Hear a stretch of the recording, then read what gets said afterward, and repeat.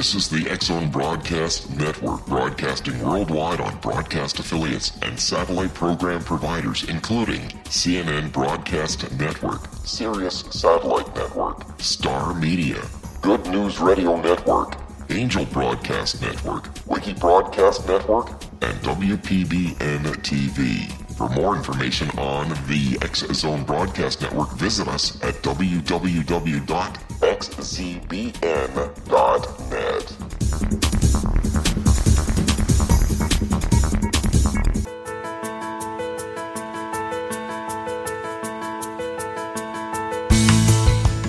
Hi, curious minds out there in our ever-expanding radio land. Welcome to CC with BB, Connecting with Coincidence with Dr. Bernie Beitman, MD.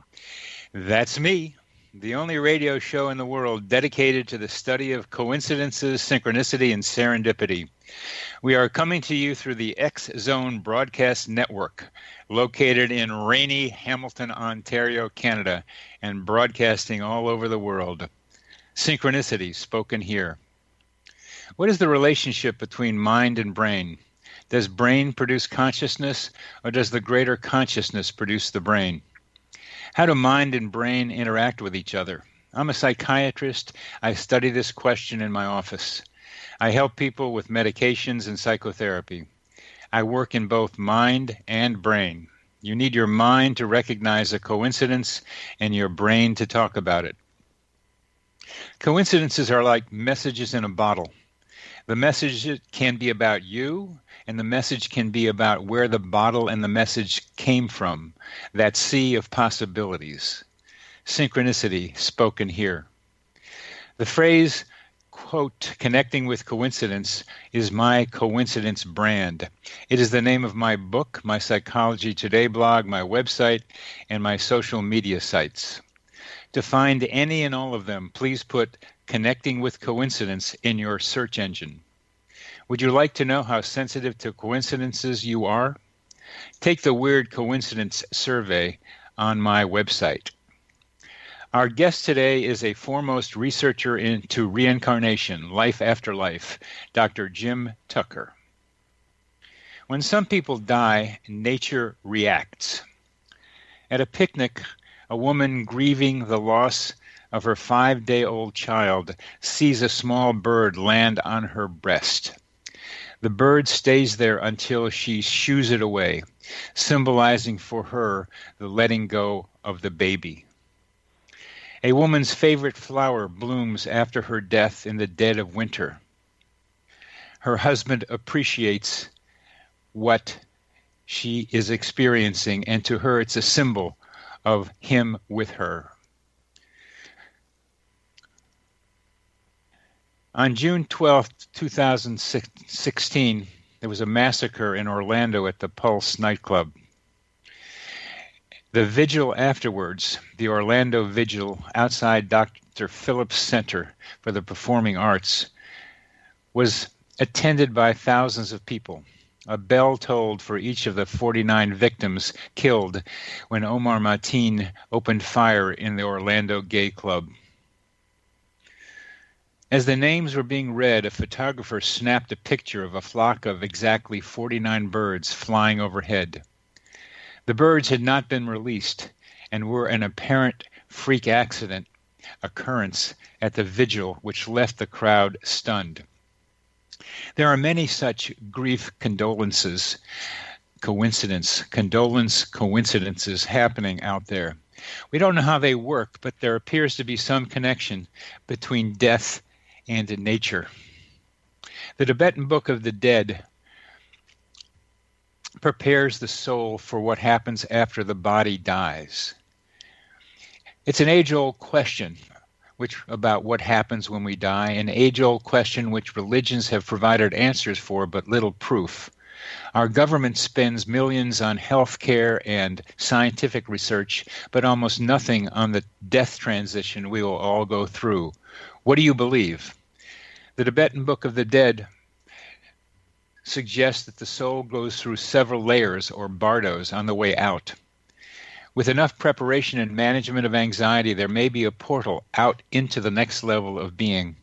If not, there is the return to this life in some form.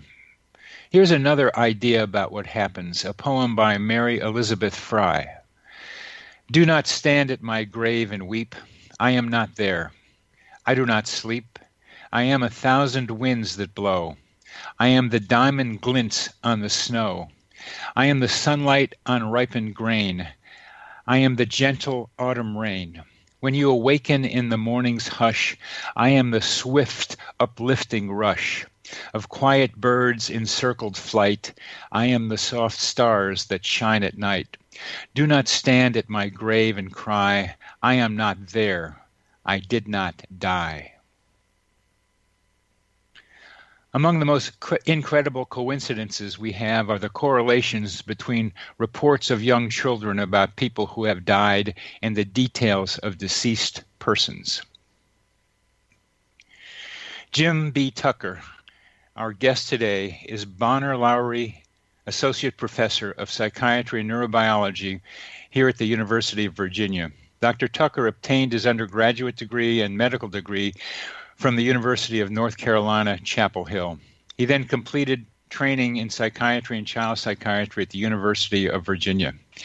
After a stint in private practice, he returned to UVA. He has served as medical director of the UVA Child and Family Psychiatry Clinic and is currently director of the Division of Perceptual Studies, where he is continuing the work of Ian Stevenson. He is the author of 2 books on the topic, and I'll get to that, the topic of life after life. And I'll get to more details as I introduce Jim in our next segment. I'll be back after a short break.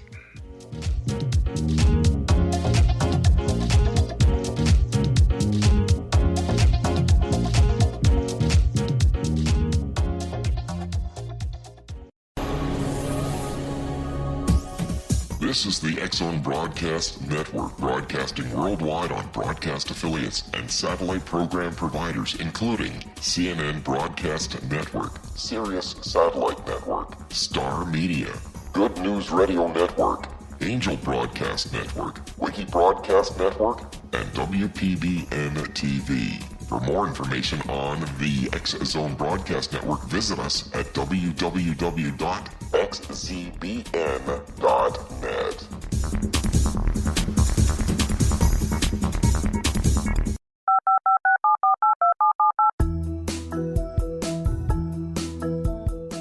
Did you know that when you're on the road with limited data or Wi-Fi, you can still listen to the X-Zone Radio Show with Rob McConnell, The Science of Magic with Gwilda Wiyaka, X-1, Dimension X, Space Patrol, and every minute of the X-Zone Broadcast Network by calling 213-401-0080, courtesy of Audio Now.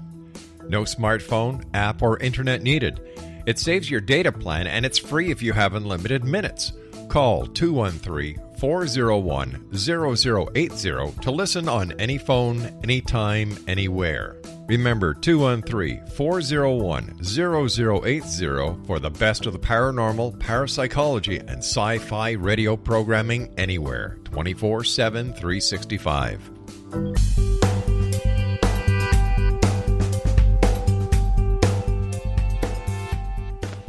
Welcome back to CC with BB, connecting with coincidence with Dr. Bernie Beitman, MD. That's me. Our guest today is a colleague and friend of mine, Jim B. Tucker, who is director of the Division of Perceptual Studies at the University of Virginia, where he is continuing the work of Ian Stevenson on children who report memories of previous lives. These are amazing coincidences that Dr. Tucker is putting together for us. And he has written about them in 2 books on the topic that together have been translated into 20 languages. Life Before Life, a scientific investigation of children's memories of previous lives, and Return to Life, extraordinary cases of children who remember past lives. Welcome to the show, Jim. Glad to have you on it. Thank you very much, Bernie. It's great to be here. Please tell us how you got in, how Ian Stevenson got into studying children's and their memories of past lives, and then where you picked up on it. Well, Ian was quite a successful mainstream psychiatrist, and he came to University of Virginia, to UVA, to be chairman of the department when he was still in his 30s, and at that point had nearly 70 publications to his credit. But when he interviewed, he told folks he had an interest in parapsychology, but he had a lot of other interests too, and nobody really seemed to pay a whole lot of attention. But then after that, there was a journal that offered a contest for the best paper on the question of life after death, and Ian, over the years, had collected reports from various publications, journals, books, magazines, wherever he could find them, of people reporting the memory of a past life. And what he did in that paper was put together 44 of them and then analyze them as a group. After that paper was published, he started hearing about new cases and eventually got some funding to go investigate them, got more and more intrigued, eventually stepped down as chairman, and then spent the bulk of the next 40 years focused not exclusively on these cases, but spending much of his time studying these cases. So we now have 2,500 that have been studied. I got involved in the late 90s.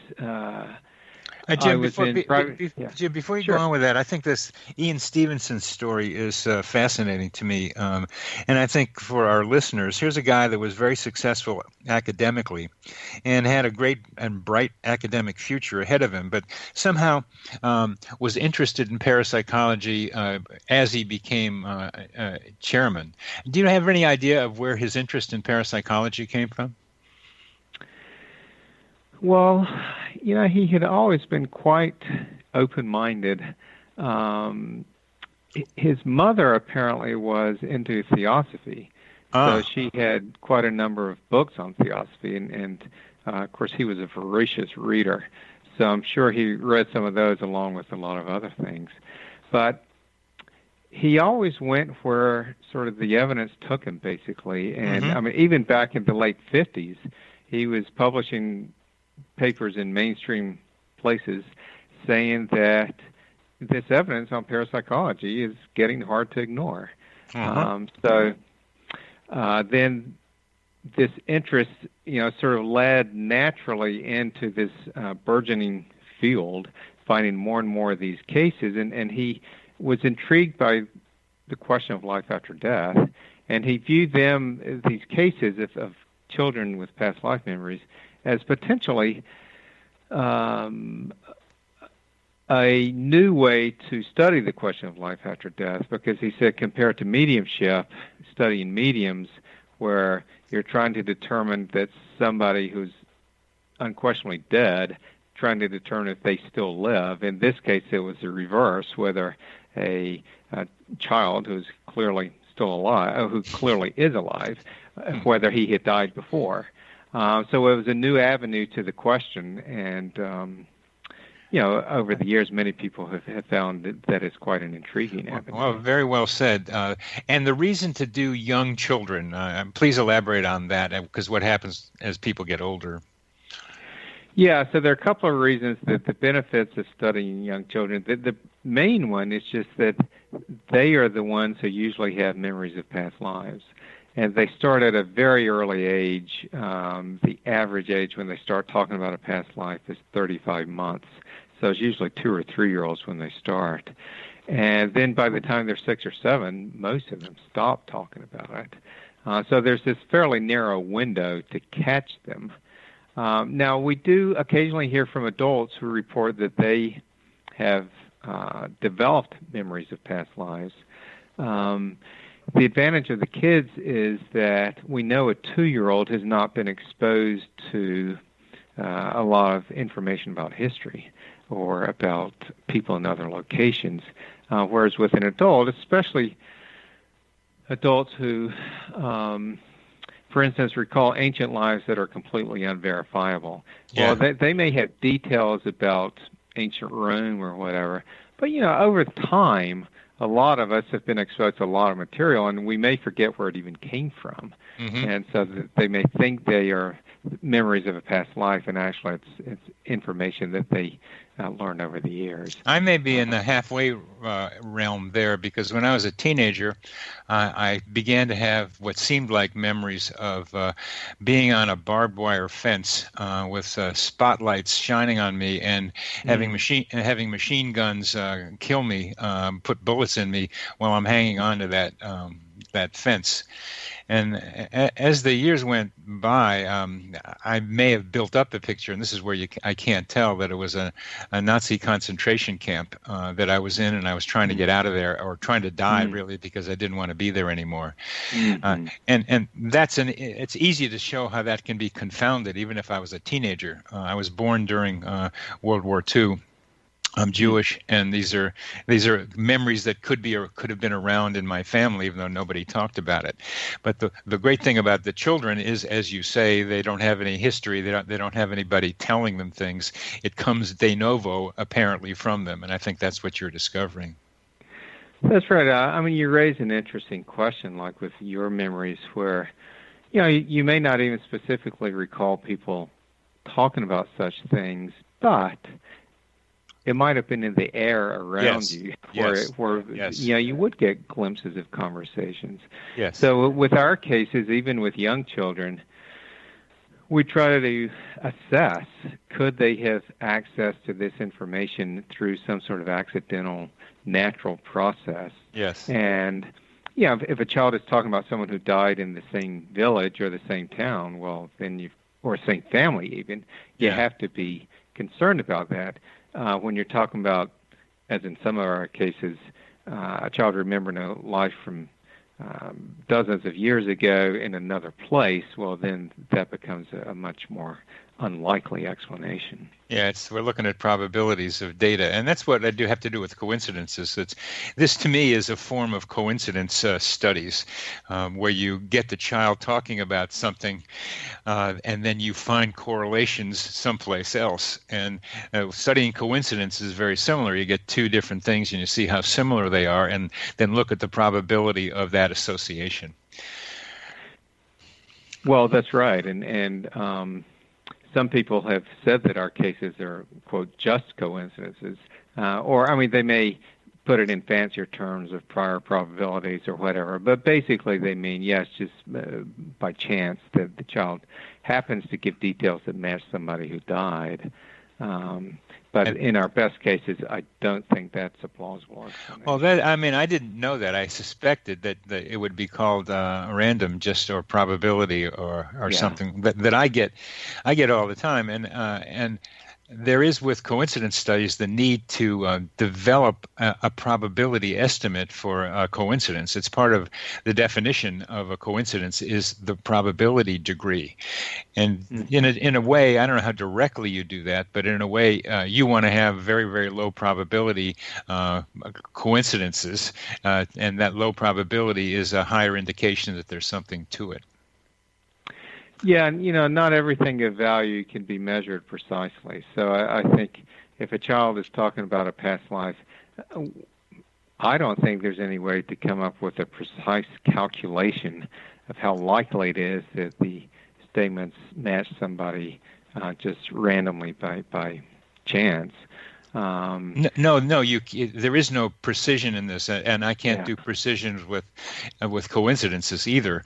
But I can make kind of intuitive, probabilistic estimates, and the more details you get matched, the lower the probability. Yes, exactly. And, some of them pass the smell test. That you look at them and say, that is not coincidence, or that may not be the right term to use in this situation. But you look, that's not just by chance. Yeah, and it's not just coincidence on this, because we're talking about coincidence on this program. So the people who call it coincidences, how do they just or mere coincidences, how do they justify that? Well, not very well. But, if you can't come up with any other explanation, you can always say, it just happened by accident. That's good. So let's tell us how you got involved with picking up on this tremendous work of Ian Stevenson. Well, I was kind of just having happy mainstream career also. I was in private practice as a child psychiatrist and living in Charlottesville where the university is, and not feeling completely fulfilled in my work when I became intrigued by this work going on here.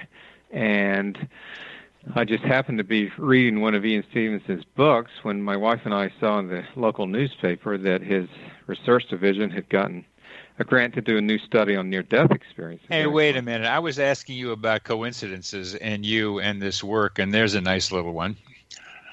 The ad. Yes, as a matter of fact. Coincidences spoken here.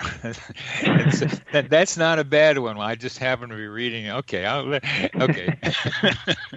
Yeah, it hadn't occurred to me there was a certain synchronicity there. So, I just called up the office at my wife's nudging to see if they needed help with this new study. And the interesting thing is, one of the interesting things is that I actually never ended up helping on that particular study. But that was my foot in the door, and kind of one thing led to another. Yeah, and one thing did lead to another. And in between, you've done a lot of work with some help with medical students and other people in trying to put your data together. We have another minute in this segment before we break, and I'm just trying to think about what it was like for you when you first started working there. What was the experience for you, and then we'll continue that in the next segment. Well, it was one of getting involved with some hesitancy, to be honest. I mean, it was sort of putting my toe in the water and gradually getting comfortable with approaching things that I wasn't used to approaching, and occasionally stepping back and thinking, wow, this is some pretty wild stuff I'm looking at here. We're coming to the end. I find it a nice coincidence in the fact that this volunteer named Jim Tucker, who studies kids, is a child psychiatrist. We'll come back after a brief break.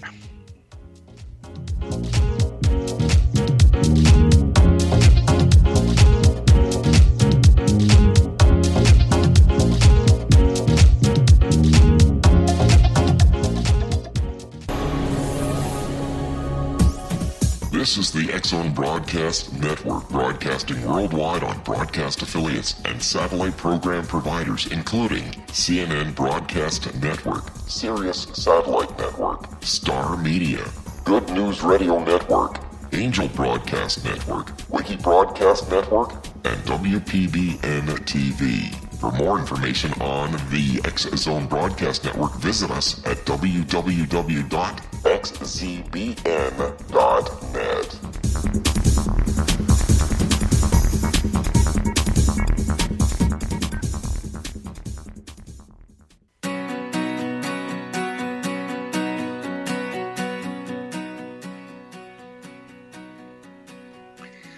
Welcome back to CC with BB, Connecting with Coincidence with Dr. Bernie Beitman, MD. We have a guest. Our guest today is Dr. Jim Tucker, MD, the head of the Division of Perceptual Studies at the University of Virginia and a foremost researcher in reincarnation. Jim, we're talking about your beginning involvement with the Division of Perceptual Studies and Ian Stevenson. And I just thought it was a lovely connection that you're a child psychiatrist and that's who you're talking with is kids. So that seems to be another positive in your involvement with this work. Well, absolutely. It certainly works out that I'm quite comfortable with families and with kids. And when I did get involved with this, Ian, I think, was hopeful that there could be somebody who could carry on this work at UVA. And he was nearly 80 when I called the office on the phone. Oh, really? I didn't know. Oh, wow. The fact that it turned out this was a child psychiatrist who was interested in doing a different kind of work really, I'm sure, appealed to him. I mean, When I got involved, I wasn't specifically even thinking about these past life cases, but this more just this work in general. I've taken careful approach with it, sort of a scientific attitude toward the question of life after death. But then, of course, this is where the need was, and now it's become essentially my life's work. Yes, and when I think about coincidences, and I think of Ian Stevenson nearing the end of his life, deeply dedicated to this work and having a tremendous need for someone to pick it up, look who he gets. A mild-mannered reporter for a great metropolitan newspaper, who an unassuming kind of guy who's just kind of careful and wants to do it correctly with a scientific attitude, who's a child psychiatrist, and the main thing is talking to little kids. And I that's the sort of thing I look for, where a need is met in a surprising way that really works for the person involved. So you were a godsend for Ian Stevenson, and it fits into the sort of coincidence things that I study. So I look for that. Yeah, I mean, it reminds me of one time I went to a John Kabat-Zinn workshop, with mindfulness-based stress reduction, and he said at their operation, whenever they needed somebody, that person knocked on the door. Yeah. And after a while you think, all right, well, there seems to be some sort of process here beyond just blind luck that brings in people when you need them. Beautiful, and that's what I'm trying to study, Jim, and that's my version of wondering about all this. So you got into it, and you have your careful way of approaching things, your scientific way of thinking, your systematic way of thinking, and then it started to just blossom for you into several books, translated 2 books that have been translated into 20 languages, many appearances around the world talking about it. A couple of great TV shows, that one that did a very nice review, I think a morning show, the Today Show, I think, that did a great review of what you were doing. It was really well done, I thought, and respectful. Tell us what it looks like to you since you began with Ian, the way the world looks at reincarnation. Well, that's an interesting question, the way the world looks at reincarnation. If you look at polling, you find that about 25% of Americans believe in reincarnation. Even 20% of American Christians do. But many of them, it's kind of a personal hidden belief. And those numbers have not changed, not dramatically or significantly changed over the years. So there's certainly an interest in the topic in at least a significant minority of people. But it's still a topic that I think feels foreign to a lot of people. Most of us who grow up in Judeo-Christian kind of households, reincarnation is not something, of course, that becomes familiar to us. And I think as far as sort of getting the word out to the world, there's a certain resistance. And you're right, the Today Show and then a variant on the NBC Nightly News, they did a very nice job of presenting one of our cases and talking some about our work. And there are journalists and people making documentaries and everything else that are intrigued by this work. But I also think that there still remains significant resistance to it. Is it more acceptable in England and Australia to think about reincarnation? I don't know. I don't know about that. Because I ask because coincidences are more a topic of interest in those 2 places, from what I have been able to see. And there are other places around the world that are there other places around the world that are more accepting, interested in what your work is? Well, it's certainly places with a more general belief in reincarnation. Obviously, people are more open to it. Yes. So there are plenty of places like that. But, it's surprising. Like with my first book, there were a bunch of editions for Eastern Europe, which I would not have expected. I mean, Czech Republic and Poland and Romania and various places. Wow. Apparently there is interest in these sorts of things there. So it varies, and of course you never know who's going to be open to it. So you can have, we'll get emails from established, successful physicians or scientists or whatever. They may not be telling their colleagues of their interest, but there are plenty of people around who do find it intriguing at the very least. Very good, very good. Let's bring our audience through one of your cases and the experience you have in going to visit a family and putting together the facts with the facts from the child and the facts of the past life. Okay. Yeah, so the one actually that was on the Today Show is a little boy named Ryan. So we got a letter one day from a mom from Oklahoma. And this was not an email, an actual letter in the U.S. mail, saying that she and her husband were just ordinary folks. She worked in the county clerk's office. Her husband was a police officer. But their little 5-year-old for the last year had talked about a past life in Hollywood and would beg and cry practically daily to be taken back home to Hollywood. So his mom got some books out of the public library about Hollywood to see if looking at things could help him process this more. So now here comes a coincidence. They were looking through one day, and they stop at a picture from an old movie called Night After Night. And Ryan points at one of the guys and says, "Hey, Mama, that's George. We did a picture together."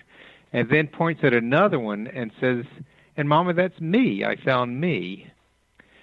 Well, the first one that he pointed to was George Raft, who, for those of us of a certain age, know that he became a star mostly in like gangster movies. Yeah. This is actually a very early film of his. He was a great gangster. Yes. Yeah. But the other guy he pointed to that he said he had been was an extra with no lines in the movie. Ryan's mom, yeah. Do you have any idea about why the parents were looking at that book at that time and that Ryan was hanging around with them, looking at it with them? Well, the mom had, I guess once he started talking about this, she had looked up some about past life memories, and she had read that if kids visit the previous place or meet the previous people or whatever, that it helps them deal with it and process it and let it go, which is certainly true in our cases. If the child visits the previous place, usually the intensity of the emotional aspect of things will simmer down. So that's why she had gotten those books specifically for them to look at.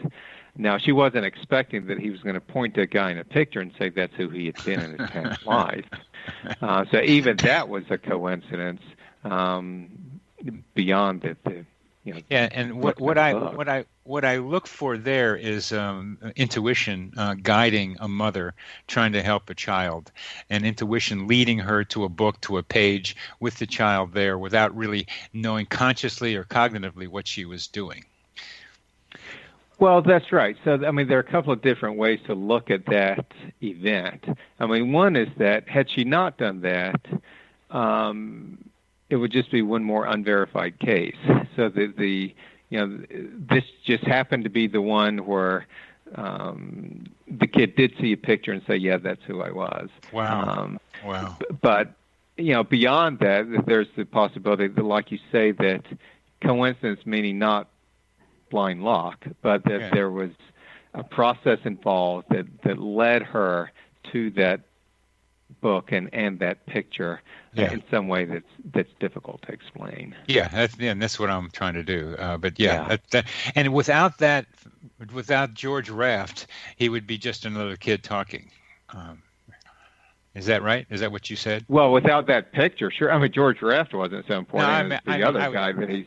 Metaphorically, without that, I just had to bring up. Well, that's right. Without that picture, there would have been no way to identify who he was talking about. I mean, we see this a lot with the American cases. The kids may give a lot of details, But if they don't give specific names or places, or in this case, point to a picture, there's just no way to verify whether the child is remembering an actual past life or whether there might just be a fantasy involved. Oh yeah. So this picture I'm just repeating was a fulcrum around which a possibility became a reality, that this was a real case. Yes, exactly. Okay, that's you see why I'm interested in coincidences. It's kind of just so. But please continue about what happened after the photograph. Well, at that point, I went and visited the family and had a nice talk with all of them and with Ryan. And then afterwards, as we're trying to figure out who this person was, Mom is emailing me sometimes on a daily basis with all the statements that Ryan's making. Wow. So the fact that it took us a long time to identify the person, which we eventually did, was good in the sense that it allowed us to document what Ryan was saying about his past life. Mm-hmm. And we can be sure that, we had the documentation before we were eventually able to figure out who this guy was. That's good.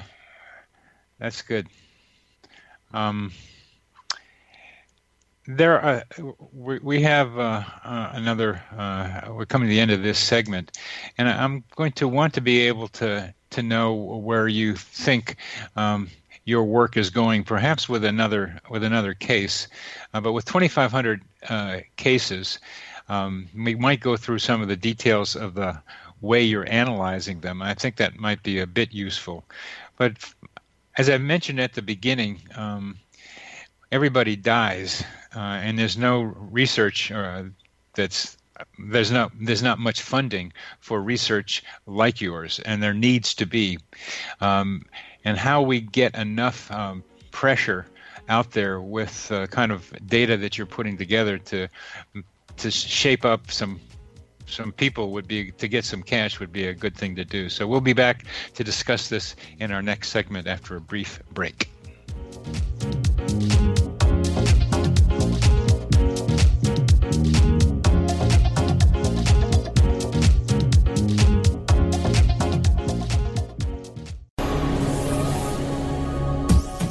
This is the X-Zone Broadcast Network, broadcasting worldwide on broadcast affiliates and satellite program providers, including CNN Broadcast Network, Sirius Satellite Network, Star Media, Good News Radio Network, Angel Broadcast Network, Wiki Broadcast Network, and WPBN TV. For more information on the X-Zone Broadcast Network, visit us at www.xzbn.net.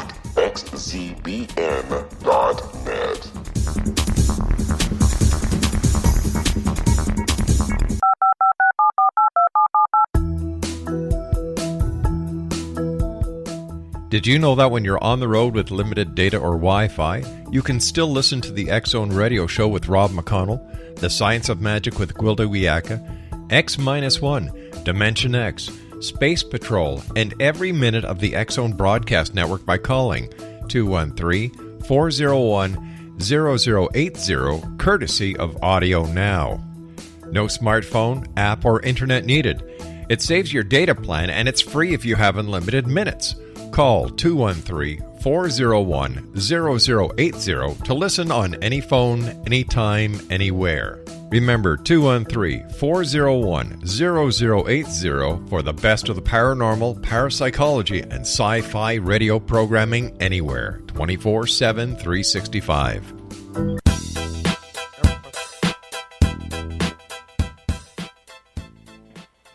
Welcome back to CC with BB. Synchronicity spoken here, and our guest today is Dr. Jim B. Tucker, head of the Division of Perceptual Studies at the University of Virginia, and author of 2 books on reincarnation translated into 20 languages. We're talking about one of his cases, a boy named Ryan. And Jim, please continue with the story of Ryan and the photograph and what happened afterwards. Yeah, so as we were searching, trying to figure out who this guy was, eventually we were able to do it with the help of a Hollywood archivist. She went to the library of the Academy of Motion Picture Arts and Sciences, got all the materials on Night After Night, most of which was on the stars, but as she eventually found a picture that included a caption, it was a picture of this guy Ryan had pointed to, this fellow named Marty Martin. And I was then able to meet with Marty Martin's daughter and then review records we were able to find on him. And eventually we were able to verify that over 50 of Ryan's statements matched Marty Martin's life. Wow. Wow. Including some pretty specific things, like, for instance, Ryan said he had a big house with a swimming pool, which, of course, is not so specific, but he said that the street address had the word rock or mount in it, and Marty Martin lived on North Roxbury. And Ryan also said one time that he didn't see why God would let you get to 61 and then make you come back again as a baby. And which is sort of interesting from a philosophical standpoint, I guess. But Marty Martin's death certificate said he was only 59. So it looked like Ryan was off on that, but then his daughter and his stepson both said no, he was actually 61, which is what's on his gravestone. So I looked into it, and I found a passenger list, 3 census records, and 2 marriage listings that all gave ages that meant Marty Martin was, in fact, 61 when he died and not 59. So even though the death certificate said 59, Ryan was correct when he said 61. I love these details, and it's important for our audience to hear just the painstaking work that you and your people have done in trying to figure out to verify these connections. So that's are there some other ones that stand out with Ryan? The connections like this, words that he says. Well, yes, in sort of more general sense. So, for instance, he talked about dancing on stage in New York.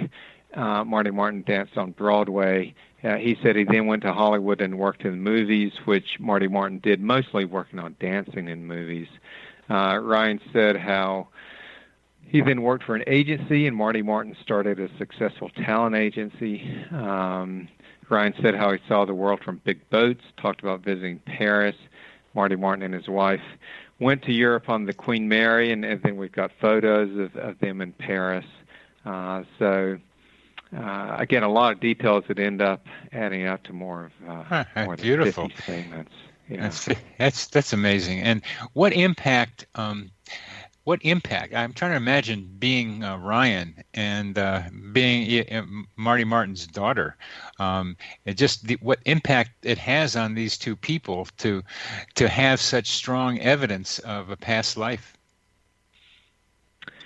Well, that's an interesting question. I mean, I think for Ryan, like with a lot of these kids, once we were able to verify all of this and he was able to see the old places and actually meet the daughter, this all simmered down after that, which again, is what we usually see. I think partly because it's satisfying to see that their memories are confirmed, that they're not just making it up. But also they see that sort of the past is in the past, that people have moved on, that life is no longer there. And then they get more wrapped up in this one. So Ryan now is 12, and he has he's let all this go, and he's doing quite well. He's an honor student and enjoying life, and things look good for him.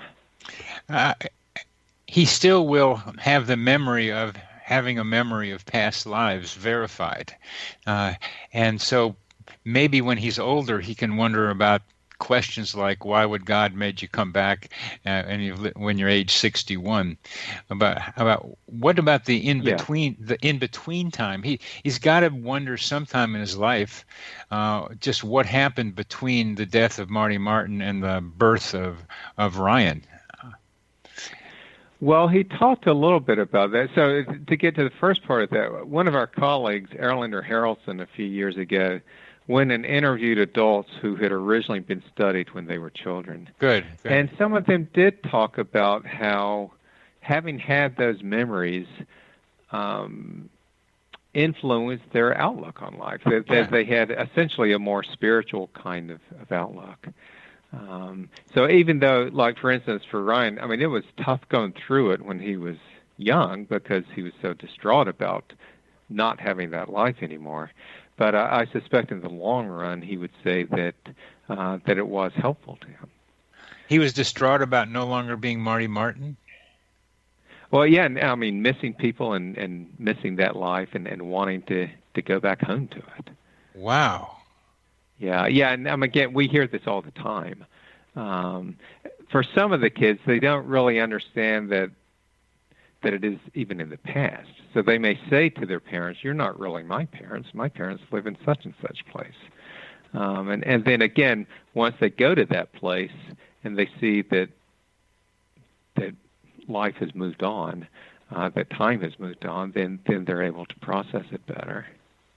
I remember a story a colleague from India told me of a child being born and said, "You are not my parents. This is not my village," and she was able to tell them in the next village where her parents were, because she had died fairly young, but still conscious. And they said, "If you're really who you say you are, then you know where the money is buried." And she took them to a place where the money was buried, and that verified it for them. Yeah. We don't have a ton of cases with that clear, finding buried treasure kind of things. But yes, I mean, we've got tons of cases where the children are able to give specifics that match with the previous person. It just seems to me that being verified to having been alive somehow in a previous period of time has to influence the way you think about the world. But you've told me they're more spiritual, and Harold went through and talked about them. But I'll just have to leave that question alone because right now, because I'm just identifying with Ryan and people like him, and trying to integrate that into my own experience. But that's another question. In the remaining couple of minutes, why don't you tell us where you think the future of your work and studies of reincarnation are going? Because I'd love to see it get strong enough for the National Institute of Health to fund what you're doing and what others could help you do. Well, I think one area we'll continue to go, I hope, is studying strong American cases. Ian Stevenson focused on ones in Asia or other places where there's a strong general belief in reincarnation because that's where he was finding the cases. But now, largely through the help of the Internet, cases find us. So we're hearing from more and more American parents, and we've got some strong American cases. If we had 50 as strong as Ryan's, well, then that gets pretty hard to ignore. Yes. So I do think it's important to, even though we've been collecting cases for 50 years, I think it's important to continue to look specifically for strong American cases. I think beyond that, you alluded to, we've got this database. So for each case, we coded on 200 variables, put it in a database, and we can then analyze features and patterns in the big picture that you can't see at the level of an individual case. And we've published some on that, but we will continue to do that. It's taking us many, many years to get all the old cases coded, but we've got over 2,000 of them coded now. And I think that will continue to bear fruit and to show us some interesting facts about this phenomenon. As we come to the end of this segment, what are some of the patterns that are emerging from the meta-analysis of all these cases? Well, I mean, there are several, and I know we're getting close to the end, but one thing we definitely see is that dying violently or dying young seems to make it more likely that a child will later talk about that life. Yes. And those are independent variables that, people who die violently tend to be younger than people who die naturally, but even if you just look at the natural death cases, those who die young are more likely to have your life recalled later than people who die older. So that implies that there is, I mean, people use the term unfinished business. I'm not crazy about that, but it implies that there is this incomplete life that then seems to continue on in a new life, perhaps trying to achieve some of the goals that were not completed with the life that ended prematurely. Very good. And that brings us back to that wonderful question of Ryan, why would God send me back when I died at age 61? Haven't I done enough on this earth? Why do I have to what else do I have to do? How would you answer that for Ryan? Well, I would say, he may have moved to the next grade, but it doesn't mean that he's completed school. I mean, we all have things to learn, and you hope that each life builds on the previous one, and that we do make some progress in our development. Beautiful ending. Thank you very much, Jim. Thank you very much. Sure, thanks for having me. Welcome. Bye-bye.